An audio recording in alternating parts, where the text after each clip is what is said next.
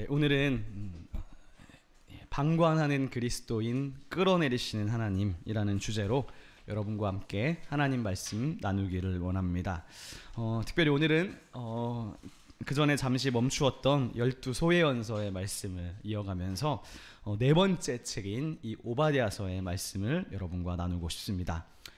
이 오바댜서는요, 구약 성경 중에서 가장 짧은 책으로 단 한 장, 보시면 21절로 구성되어 있는 짧은 성경입니다. 이 책의 제목은 1장 1절에 나오는데요, 선지자의 이름을 따라서 제목이 붙여졌습니다. 이 오바댜가 누구일까? 이 오바댜에 대해서는 오바댜라는 사람에 대해서는 거의 알려진 바가 없습니다. 성경에는요, 이 오바댜라는 이름을 가진 사람이 총 12명 정도가 구약 성경에나 있는데, 그 중에 누가 이 오바댜인지, 누가 이 예언서의 저자인지를 특정하기는 어렵습니다. 보통 예언서를 여러분이 읽어보시면 이 선지서를 시작할 때는 보통 저자가 간략하게라도 1장 1절에서 자신에 대해서 이렇게 설명하는 경우가 많은데, 오늘 이 오바댜 선지자의 경우는 자신의 모습을 전혀 드러내고 있지 않습니다. 그래서 우리는 이분의 이름이 오바댜였고 하나님을 매우 경외했던 사람이었구나 정도만 본문 말씀을 통해서 유추해 볼 수 있습니다. 다만 이 오바댜라는 사람의 이름의 뜻 정도는 생각해 볼 수 있을 것 같습니다. 이 오바댜는 이제 정확히 발음을 표현해 보면 오바드야라고 읽습니다. 오바드야가 되는 거죠. 이 말은 아바드라는 동사와 여호와, 야훼 하나님의 합성어입니다. 이 아바드는 섬기다, 예배하다라는 의미가 있어요. 그래서 그렇게 생각해 보면 이 오바댜라는 이름은 여호와를 섬기는 자, 여호와를 예배하는 자, 혹은 여호와의 종이라는 의미를 가진 사람이었구나라고 생각할 수 있습니다. 그래서 오바댜는 성경에서 이름을 통해서도 알 수 있듯이 자신의 존재를 드러내지 않고 여호와의 종으로서 오직 하나님의 말씀만을 드러내고자 하는 의지가 이 본문에서 느껴집니다. 오바댜 선지자는요, 에돔이라는 나라에 대한 하나님의 말씀을 이 짧은 한 장에 담아서 오늘 우리에게 전하고 있습니다. 여러분 살아오시면서 사회생활을 하시면서 되게 형제처럼 가까운 관계였지만 어떤 순간에 등을 돌린 사람을 만나본 경험이 있으십니까? 처음에는 관계가 좋았는데 갑자기 결정적인 상황에서 저 사람이 나에게 등을 돌리고 나를 험담하고 나를 괴롭히는 그런 일을 당해보신 적이 있으십니까? 나는 저 사람을 믿고 마음을 주었는데 내가 힘들고 어려울 때 오히려 저 사람이 나를 외면하거나 비난하면 큰 상처가 남죠. 저도 비슷한 경험이 있는데요, 지금까지도 그런 것이 저에게 상처로 제 안에 남아있는 것 같습니다. 그런데요, 오늘 본문에 나오는 이 에돔이 이스라엘에게 그런 존재였습니다. 이 오바댜 선지자는 에돔이라는 나라가 하나님의 심판을 받아서 멸망하게 될 것이라고 말씀합니다. 우리는 흔히 예언자들이요, 이스라엘과 유다, 즉 하나님이 자기 백성을 향한 말씀만을 전했다고 생각하기가 쉬운데요, 이 선지서들을 읽어보면 많은 예언자들은 주로 이스라엘과 유다뿐만 아니라 종종 주변에 있는 열방들에 대한 하나님의 심판 말씀도 함께 전합니다. 그리고요, 그 열방 중에서 유독 자주 그리고 강하게 심판의 메시지를 받는 나라가 있는데 그 나라가 바로 에돔입니다. 이 에돔이 어디에 있는 나라인고 하니 여러분 화면의 지도를 보시면 이 팔레스타인의 남쪽에 딱 보이시죠? 유다의 남쪽 국경에 인접한 민족입니다. 그런데 이 에돔에 대해서 많은 선지자들이 얘기했어요. 조금 전에 말씀드린 것처럼 예를 들면 이사야서 34장, 에스겔 35, 36장, 예레미야 49장, 요엘서 1장, 아모스 1장, 9장, 생각보다 되게 많은 선지자들이 이 에돔에 대한 말씀을, 심판 말씀을 선포했습니다. 사실 이 에돔이라는 나라는요, 아수르나 바벨론처럼 유다와 이스라엘을 직접적으로 멸망시킨 나라는 아니었거든요. 그런데 선지자들이 유독 에돔에 대해서는 다른 민족들보다 강경하고 집중적으로 책망을 합니다. 왜 그랬을까? 그냥 이스라엘의 입장에서 생각해 보면 첫 번째 이유는요, 역사적인 배경에서 찾을 수가 있어요. 주전 587년에 유다가 바벨론에게 멸망당하고 예루살렘 성전이 불타고 수많은 백성들이 포로로 끌려가던 그 비극의 순간에요, 바로 옆에 있었던 이웃 나라인 에돔이 고통받는 유다를 돕기는커녕 오히려 그 기회를 틈타서 예루살렘에 쳐들어와 약탈하고 피난민들을 죽이고 노예로 팔아넘겼습니다. 즉 이웃이 고통당하는 틈을 타서 그 고통 위에 올라탄 민족이 에돔이었던 것이죠. 노략질하고 인신매매를 해서 사람들을 팔아넘기는 등 아주 못된 짓이란 못된 짓은 이 예언서들 전체를 읽어보면 다 한 겁니다. 두 번째 이유가 있는데요, 그것은 이 에돔이 이스라엘과 형제 국가였다는 겁니다. 이 에돔에 대한 이야기는 창세기로 거슬러 올라가 볼 수 있습니다. 창세기를 보면 이스라엘과 에돔은 두 민족의 기원이 같아요. 이스라엘은 아시는 것처럼 야곱이었잖아요. 에돔은 야곱의 쌍둥이 형이었던 에서였거든요. 즉 이 둘은 본래 형제 민족이었던 셈입니다. 그런데 그런 형제가 가장 고통스러운 순간에 배신하고 약탈한 것입니다. 바벨론이야 원래 적이기 때문에 그러려니 해도 이 에돔이라는 나라의 배신은 더욱더 이스라엘 민족에게 큰 상처로 남을 수밖에 없었습니다.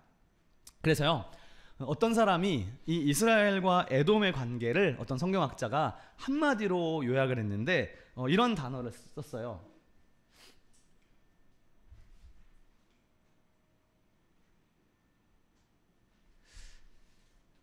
프리네미? 저도 어떻게 읽어야 될지 모르겠어요. 이런 단어를 보신 적이 있으십니까? 예. 이 낱말은 두 단어의 합성어인데요, 친구라는 friend와 적이라는 enemy를 합성한 말입니다. 마치 우리말로 표현하면 애증의 관계라고 말할 수 있습니다. 그래서 이 오바댜 선지자는 사실 다른 선지자들처럼 에돔을 무조건 악한 존재로만 표현한다기보다는 오히려 한 장을 읽어보시면 형제라는 말을 굉장히 자주 사용합니다. 즉 오바댜 선지자는 에돔을 향한 책망과 동시에 형제 민족에 대한 안타까움이 함께 담겨 있는 것이죠. 그렇다면 이제 여러분 다 같이 오늘 본문의 1절에 앞부분을 한번 여러분의 성경으로 보시겠습니다. 오바댜서는요, 성경에서 가장 짧은 책답게 제목도 굉장히 짧습니다. 제목이 이렇게 시작하고 있어요. 오바댜의 묵시라. 화면이 넘어가 버렸네요. 오바댜의 묵시라라는 제목으로 시작하고 있습니다. 선지자는 자신의 메시지를 묵시라고 부릅니다. 여러분이 묵시라는 말이 본다라는 말에서 왔거든요, 히브리어로. 근데 한자어로도 생각해보면요, 묵시, 시는 이제 보일 시자예요. 묵은 침묵이거든요. 그러니까 묵시라는 말을 한자어에 생각해보면 이런 거예요. 조용히 본다는 거예요. 즉 오바댜의 말씀은 하나님께서 이상으로 보여주시고 가르쳐 주신 것을 지금 전하는 것입니다. 자, 1절 말씀을 계속 읽어보겠습니다. 제가 읽어볼게요. 주 여호와께서 에돔에 대하여 이와 같이 말씀하시니라. 우리가 여호와께로 말미암아 소식을 들었나니. 오바댜는 지금 하나님이 보여주시는 이상을 받고 동시에 하나님이 하시는 말씀을 들었다고 하고 있어요. 여러분 오바댜서의 배경이 유다 백성들이 지금 굉장한 아픔과 고통을 겪고 있는 상황이었다고 했잖아요. 매우 어려운 순간을 지금 지나가고 있습니다. 그런데 그런 상황에서 하나님께서 오바댜에게 묵시를 보여주시는데 에돔에 대한 심판을 말씀하신다는 거예요. 이것은 결국 하나님이 자기 백성을 버리시거나 이스라엘이 당하는 고통에 무관심하신 것은 아님을 보여주는 말씀입니다. 즉 하나님께서 에돔이 내 백성 이스라엘에 행한 악을 갚아주시리라는 것을 오바댜에게 보여주시는 거예요. 오바댜는 지금 이상을 보고 있는데요. 이 내용을 이제 가만히 읽어보면 이렇게 생각할 수 있어요. 오바댜는 지금요, 보는 거잖아요. 일종의 천상 어전 회의를 보고 있습니다. 천상의 회의가 진행되는 것을 보는 거예요. 즉 하나님께서 오바댜에게 천상회의 장면을 보여주시는데, 이 회의에서 지금 하나님은 무엇을 결정했느냐? 에돔을 심판하시기로 결정했고요. 그리고 그 결정된 사항을 실천하시기 위해서 사자들을, 전령들을 보내고 계신다는 것입니다. 그래서 오바댜는 천상회의의 결정 사항을 이 책의 수신자인 유다 백성들에게 전하면서 왜 에돔이 심판을 받아야 하는가에 대해서 에돔의 죄를 이야기합니다. 짧은 21절에요. 에돔의 죄는 크게 두 가지로 볼 수 있습니다. 첫 번째 죄는 10절 말씀에 나오는데요. 여러분들께서 한번 10절 말씀을 한번 소리내어 읽어주시면 좋겠습니다. 10절입니다. 시작.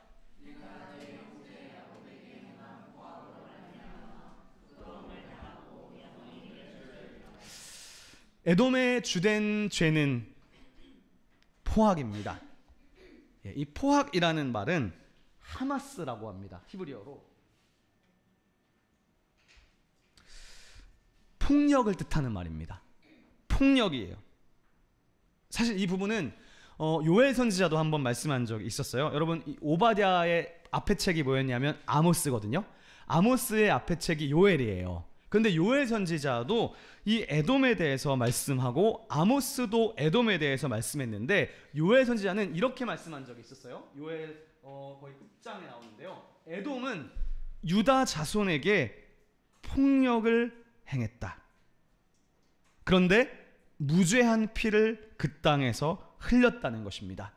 그렇게 보면 이 폭력의 구체적인 내용이 뭐냐? 무죄한 자의 피를 흘렸다는 것입니다. 그래서 에돔의 근본적인 문제는 형제에게 행한 하마스, 폭력이에요. 그래서 이 하마스는 여러분 단순한 폭력이라기보다는 단순한 폭력을 넘어서 부당하게 흘린 피와 연관되어 있습니다. 지금 이 에돔이 정말 악한 것은 평범한 상황도 아니고 형제 유다가 어려운 상황에 처해 있는 데서 폭력을 행했다는 것이죠. 재앙을 당하고 있는 상황에서 에돔은 이 상황을 이용하여 유다를 차지하고 약탈을 하는데 동참했습니다. 성경은 약자의 곤고함을 이용한 폭력에 매우 강경합니다.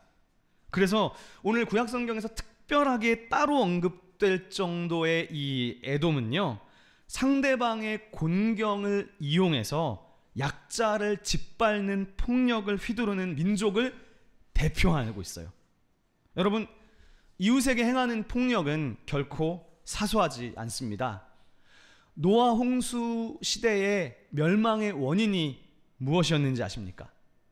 성경에 보니까 창세기 6장에서요, 노아 홍수의 원인은 바로 세상에 가득했던 하마스 때문이었다고, 노아 홍수 본문에도 하마스라는 표현이 정확히 나옵니다. 즉 성경은 자신이 가진 힘과 권력, 어떤 능력을 기반으로 나보다 약한 사람을 폭력으로 누르는 것은 그 사람이 설령 야곱의 형제라고 할지라도 멸절된다고 말씀합니다. 이를 생각하면요, 오늘날 우리 그리스도인들은 일상의 정치, 사회, 경제 현실에서 벌어지고 이루어지는 폭력에 때때로 너무 둔감한 것 같습니다. 그저 예수님만 믿는 신앙만 있으면 사회 전반에서 벌어지는 폭력은 크게 나와 상관이 없으니 문제가 되지 않고, 아니 어떻게 보면 어차피 죄인들이 가득한 세상인데 하면서 너무 당연히 여기는가 싶기도 합니다. 저는 그런 점에서 교회는 구약 성경을 더 배워야 하고 무엇보다 예언서의 말씀을 많이 들어야 된다고 봅니다. 오늘날 교회가 예수님을 정말 잘 믿어야 돼요. 그런데 그것과 더불어서 우리가 조심해야 될 것은 뭐냐? 우리가 폭력에 둔감하면 안 된다는 거예요. 최근 한 4, 5년 동안 개신교, 그중에서도 극우 개신교가 보여준 모습은 마치 이 사회가 우리 교회의 종교 생활만 건드리지 않으면 이 세상에 어떤 폭력과 불법이 자행되어도 크게 개의치 않아 하는 것 같다는 것이었어요. 교회가 코로나 시절을 겪으면서 일단 제가 에바컨 때도 잠시 저의 마음을 조금 나누어 드린 적이 있었는데 사실 저는 코로나 시절을 보내면서 교우 여러분들께도 저의 속마음을 잘 나누지 못하고 혼자서 끙끙 앓던 적이 많았는데요. 저는 양가 감정을 가지고 있습니다. 한편으로는 모두가 교회를 욕하고 교회 다니는 사람도 교회를 욕해요. 당시에 왜 교회가 코로나를 퍼뜨리냐는 거예요. 저는 거기에 굉장히 억울한 마음과 분노가 있습니다. 당시의 정권이 교회를 타겟팅해서 몰아세우려는 어떤 그런 분위기를 저는 감지했었습니다. 여러분은 동의하지 않으실 수도 있지만 저는 목회자로서 한편으로는 매주마다 와서 검사하고 그렇게 종교의 자유를 억압하는 것에 대해서 저는 기분이 좋지 않았어요. 그래도 당연히 우리는 정부의 결정에 잘 따랐습니다. 그런데 한편으로 더 보수적인 교회들은 어떻게 했느냐? 우리 예배를 건드리니까 난리 부르스를 치고 일어났습니다. 왜 종교의 자유를 억압하느냐고 난리를 쳤습니다. 제가 양가 감정이 있다고 말씀드렸잖아요. 한편으로는 저 극보수적인 목회자분들을 보면서 한편으로는 또 어떤 생각이 제가 들었냐 하면 종교 생활을 못하게 하는 것에 대해서는 그렇게 난리를 치는데 한편으로 교회는 지금까지 이 사회에서 일어나는 억울한 폭력에 대해서는 난리 부르스를 치지 않았다는 사실입니다. 그러니까 마치 오늘날 개신교회는 자기들의 종교 생활만 건드리지 않으면 어떤 폭력과 불법이 자행되어도 크게 개의치 않는 집단이 되어버린 것 같다는 말입니다. 이것이 혹시 오늘 우리의 모습은 아닐까? 최근 들어서 해병대에서 순직한 최상병 사건에 대한 특검이 시작됐습니다. 조사가 이루어지고 있죠. 정권이 바뀌고 나서 겨우 시작된 겁니다. 여러분 일단 오해하지 마십시오. 전 여기서 어떤 제가 좌우의 정치적인 의도를 말하려고 하는 것이 아니라 어떤 정권과 상관없이 얘기하는 겁니다. 정의와 불의의 문제, 폭력과 방관의 문제로서 이야기하는 것입니다. 만약에 그 최상병이라는 분이 여러분의 가족, 동생, 아들이었다고 생각해 보세요. 이분이요, 아버지가 10번의 시험관 시술 끝에 겨우 얻은 늦둥이 외아들입니다. 그런데 부모가 아들을 군대에 보내놓고 대민 수해 복구 봉사를 나가서 제대로 보호장구도 지급받지 못하고 목숨을 잃었으니 얼마나 피눈물을 흘리고 계시겠습니까? 그런데 그 억울한 죽음을 풀어주고 처벌해도 모자른데 특검을 못하게 막은 것입니다. 이것은 정권의 문제가 아니라 권력이 약자를 짓밟는 하마스의 문제입니다. 그런데 교회가 관심이 없어요. 어떤 정권과 상관없이 나라가 우리 교회가 예배드리는 거 방해만 안 하면 이 세상에 어떤 폭력과 불법이 자행되어도 크게 개의치 않아 하는 것 같다는 말입니다. 그러나 오바댜를 비롯한 구약성경의 예언서는 폭력이야말로 하나님이 이 세상을 심판하시는 근거임을 분명히 말씀하고 있습니다. 무죄한 자의 피를 흘리게 하는 하마스가 에돔의 멸망의 원인이었다는 것입니다. 그런데요, 이 에돔의 폭력이 여기서 그치지 않습니다. 11절 말씀을 보면 제가 읽어보겠습니다. 이렇게 성경이 말씀하고 있어요. 내가 멀리 섰던 날 곧 이방인이 그의 재물을 빼앗아가며 외국인이 그의 성문에 들어가며 예루살렘을 얻기 위하여 제비 뽑던 날에 너도 그들 중 한 사람 같았느니라. 오바댜가 책망하는 에돔의 문제 중에 결정적인 표현이 하나가 있는데 바로 11절 앞부분에 이런 표현이에요. 네가 멀리 섰던 날. 에돔은 형제국가가 어려움에 처했는데 어떤 태도를 취하고 있느냐? 방관자적인 자세를 취하고 있습니다. 방관자와 약탈자는 다르지 않다는 것이 오늘 하나님 말씀이죠. 그래서 11절 끝부분에서 오바댜가 마지막으로 이렇게 선포합니다. 너도 그들 중 한 사람과 같았다. 이렇게 말씀해요. 그리고 12절인데요. 이 12절은 제가 원문의 어순을 살려서 다시 한번 번역해 보았는데 화면을 통해서 한번 보시겠습니다. 자, 여러분들께서 노란색을 읽어주시고 제가 흰색을 한번 읽어보도록 하겠습니다. 12, 13절 말씀인데 여러분이 먼저 12절 노란색부터 읽어주십시오. 시작. 내 형제의 날에 그가 당하는 재앙의 날에 유다 자손으로 인해 고난의 날에 그들의 환난의 날에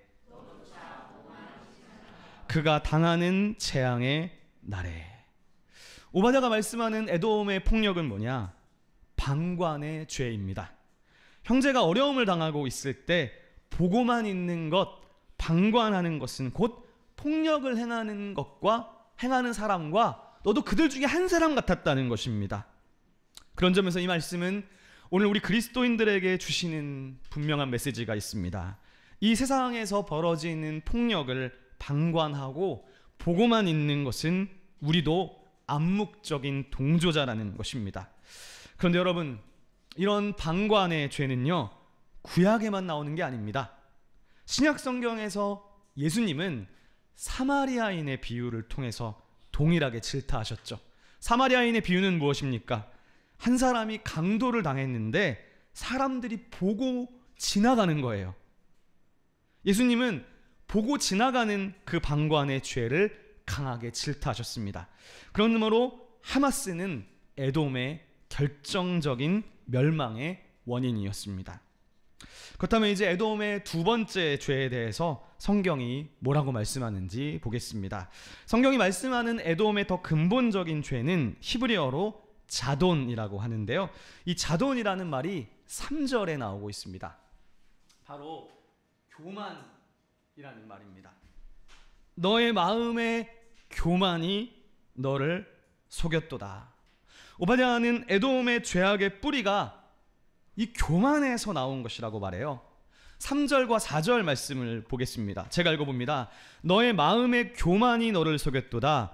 바위 틈에 거주하며 높은 곳에 사는 자여, 내가 마음에 이르기를 누가 능히 나를 땅에 끌어내리겠느냐 하니 내가 독수리처럼 높이 오르며 별 사이에 깃들을지라도 내가 거기에서 너를 끌어내리리라. 여호와의 말씀이니라.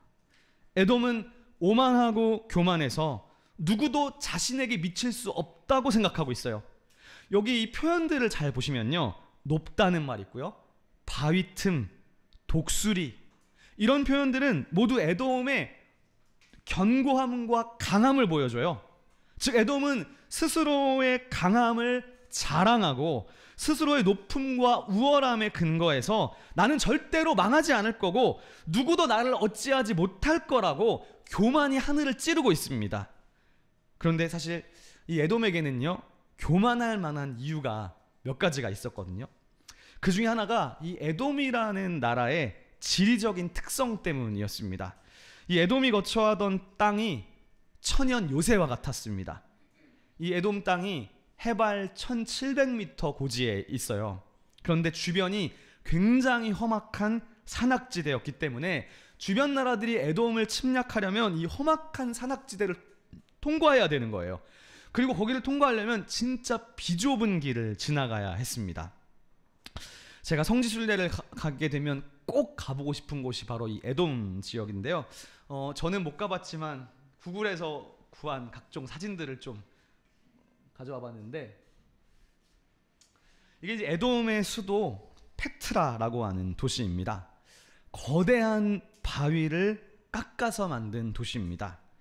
여러분, 이게요, 세계 7대 불가 사이에 속합니다. 에돔이란 말이 히브리어로 불다라는 말이거든요. 보시는 것처럼 바위와 산이 붉습니다.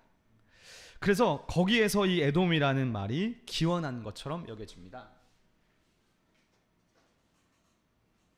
이 에돔이라는 페트라 도시로 들어가려면 유일한 통로가 바로 저 길입니다. 즉, 저 비좁은 길을 오랫동안 지나가야 됩니다. 그래서 에돔은 소수의 군대만으로도 이 길들을 막기만 하면 되었기 때문에 이런 자연적인 여건이 에돔을 거의 난공불락의 나라로 만들었습니다. 그래서 에돔은 자신들의 지리적인 여건을 의지해서 더더욱 교만할 수밖에 없었던 것이죠. 그래서 오바댜가 선포하는 거예요. 바위 틈에 거주하며, 3절 말씀에 나오잖아요. 바위 틈에 거주하면서 누가 우리를 땅바닥으로 끌어내릴 수 있으랴? 라고 그렇게 말하는 에돔에게 하나님이 선포합니다. 네가 독수리처럼 높이 오르며 별 사이에 깃들일지라도 내가 거기에서 너를 끌어내리리라. 여러분, 사실 이 12소 예언서의 맥락에서 볼 때요, 이 지금 에돔이 하는 말 있잖아요. 스스로 자기들에게 하는 말은 사실은 바로 앞에 책에 나오는 아모스의 마지막 장에서 하나님이 말씀하신 거에 대한 어떤 저항이나 반발 같은 표현이었어요. 왜냐하면 아모스서 마지막 장에 이런 표현이 있었거든요. 하나님이 하신 말씀입니다. 내 손이 거기에서 붙잡아낼 것이요 하늘로 올라갈지라도 내가 붙잡아낼 것이다. 그러니까 에돔은 오바댜서에서 마치 이런 하나님의 말씀을 우습게 여기는 듯한 태도입니다. 그런 점에서 교만의 본질은 무엇이냐? 교만의 본질은 하나님을 두려워하지 않는 것입니다. 하나님을 경외하지 않는 것, 그것이 교만의 뿌리인 것이죠. 즉 에돔은 하나님을 필요로 하지 않습니다. 교만은 하나님을 필요로 하지 않는 태도입니다. 우리가 하나님 없이도 잘 살 수 있다고 여기는 순간, 즉 하나님을 경외하지 않고 두려워하지 않는 순간 인간은 교만의 씨앗이 자랄 수밖에 없어요. 그래서 교만은 항상 하나님을 내 안에 주님으로 모시지 않는 타락하고 왜곡된 부패한 마음으로부터 시작됩니다. 하나님 없이도 괜찮아. 뭐 예배 안 드려도 별일 없잖아. 잘하고 있어. 하나님을 마음에 두기를 싫어하는 것이 교만의 뿌리인 것이죠. 예수님이 심령이 가난한 자에 대해서 말씀하셨습니다. 근데 심령이 가난한 자의 반대말은 교만이에요. 성경에서 가난하다는 것은 고통의 상황 속에서도 끝까지 하나님을 붙잡는 사람, 그 사람이 심령이 가난한 사람이거든요. 그러니까 하나님 따위는 필요 없어. 누가 능히 나를 이 땅에서 끌어내리겠느냐? 이것이 오늘 에돔의 교만이고, 하나님을 두려워하지 않으니 아무런 죄책감 없이 폭력을 행하고 있습니다. 폭력을 행해도 나를 끌어내릴 사람이 없고, 폭력을 행해도 나에게 아무런 일이 벌어지지 않는 것 같으니 더더욱 교만하여진 것이죠. 그래서 하나님이 말씀하십니다. 내가 너를 거기에서 끌어내리리라. 예수님도 마태복음 23장에서 이런 말씀을 하셨어요. 누구든지 자기를 높이는 자는 낮아지고 자기를 낮추는 자를 높이시리라. 그러므로 그 누구도, 그 어떤 나라도, 그리고 어떤 교회도 하나님 앞에서 높아져서는 안 됩니다. 결국 에돔의 교만은 하나님을 두려워하지 않는 신앙이었고, 하나님을 경외하지 않으니 형제 이웃에 대한 폭력과 약탈을 일삼았을 뿐만 아니라 고통을 방관하는 죄악으로 이어지게 된 것입니다. 사랑하는 여러분, 오늘 에돔은요 바위 틈에 거주하고 있다고 말합니다.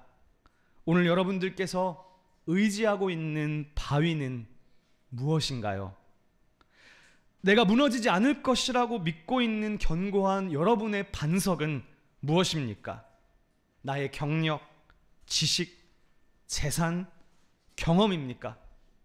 그것이 무엇이든지 간에 내 삶의 주인이 내가 되면, 하나님보다 높아지면 결국 그것이 교만입니다. 오늘 이 에돔을 향한 하나님의 말씀 앞에서 우리는 스스로를 돌아보고 하나님께 다시 주권을 온전히 내어드리는 저와 여러분이 될 수 있기를 바랍니다. 마지막으로 이 오바댜서를 통해서 여러분과 생각해 보고 싶은 메시지가 하나 더 있습니다. 그것은 오바댜를 넘어서 성경 전체에 나오는 이 에돔에 대한 말씀들을 함께 생각해 보고는 것입니다. 그것은요, 성경 전체의 에돔을 한번 조사해 보면 에돔이 사실은 하나님을 알았던 민족이었고 하나님의 선택받은 민족이었었다는 사실입니다. 우리가 오바댜서와 예언서만 보면 마치 에돔은 무조건 폭력적이고 교만했던 민족으로만 볼 수 있지만 성경 전체를 보면 성경에서 에돔을 표현할 때 항상 부정적으로만 표현하지는 않는다는 것을 알 수 있습니다. 무엇보다 성경의 몇몇 본문을 보면요, 에돔에 하나님의 임재와 하나님의 현현이 있었던 땅이었다는 것을 말하는 본문들이 있어요. 그 중에 몇 가지만 제가 찾아와 봤는데 이런 표현들이 있습니다. 신명기, 사사기, 하박국 같은 이 본문에서 공통적으로 말씀하고 있는 것이 뭐냐 하면 하나님께서 세일, 대만, 에돔에서 오셨다는 거예요. 세일, 대만, 에돔은 다 에돔을 가리키는 표현이거든요. 이건 무슨 말이냐? 보통 구약 성경의 하나님은 시온의 성전에 거하신다고 표현하는데 이런 표현들을 보면 하나님은 이스라엘에게만 계셨던 것이 아니라 에돔의 성소에서도 임했었다고 말씀하신다는 사실입니다. 1975년에 이스라엘의 텔아비브 대학의 제브 메셀이라는 고고학자가 이 쿰틀릿 아주르드라는 비문을 발견했어요. 짧게 말씀드린다면 이 비문의 내용 중에 어떤 표현이 있었느냐? 대만의 여호와라는 표현이 있었습니다. 대만은 에돔을 가리키는 표현이잖아요. 이것은 에돔 지역 안에서도 여호와를 신앙하던 사람들이 있었다는 고고학적인 증거이기도 합니다. 다시 말해서 에돔도 하나님을 알았던 민족, 하나님이 임하셨던 민족, 에돔도 하나님의 선택을 받았던 민족이었다는 것이죠. 선택받았다는 것은 은혜잖아요. 우리는 하나님의 은혜로 선택을 받은 거예요. 우리의 행위로 선택받은 것이 아니라 하나님의 은혜로 선택을 받았습니다. 그런데 이런 말씀들을 통해 유추할 수 있는 것은 에돔도 처음에 분명히 하나님의 은혜로 선택을 받았는데 오늘 오바댜서에서 하나님은 왜 에돔을 심판하시는가? 그것은 그들에게 하나님의 크신 은혜와 임재가 있었음에도 불구하고 그들이 거기에 감사하지 못하고 그 은혜를 귀히 여기지 못해서 그들의 삶이 하나님의 은혜에 합당한 삶으로 열매 맺지 못했기 때문입니다. 그들이 형제를 짓밟고 배신하고 형제의 고난을 보기만 하고 방관했습니다. 그러다 보니까 스스로 높아졌고 마침내 하나님을 두려워하지 않게 되었습니다. 그런 점에서 우리가 하나님의 은혜로 선택받은 백성이라는 것을 방자해서 내가 하나님보다 높아지려 하는 교만으로 가면 안 됩니다. 은혜를 받은 사람은요, 그 주님의 귀한 은혜를 깨닫고 그에 합당한 삶으로 이어져야 합니다. 하나님을 알았고 예수님의 그 귀한 십자가의 구원의 은혜를 깨달은 사람이라면 그에 합당한 삶이 우리의 열매로 맺어져야 됩니다. 사랑하는 여러분, 오늘 우리가 이 자리에 앉아 있는 이유, 그리고 이 자리에 있는 우리는 어떻습니까? 우리는 하나님의 선택받은 주님의 자녀들이죠. 말씀을 알고 기도하고 예배하고 성령의 임재를 체험합니다.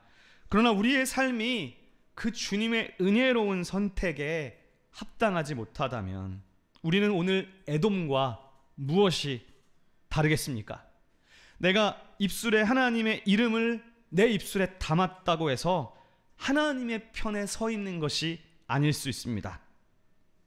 오직 그분의 은혜에 감사하고 그 감사를 통해서 감사의 은혜에 합당한 삶을 살아가고자 하는 사람이 참으로 선택받은 사람입니다. 그래서 로마서가 말씀하죠.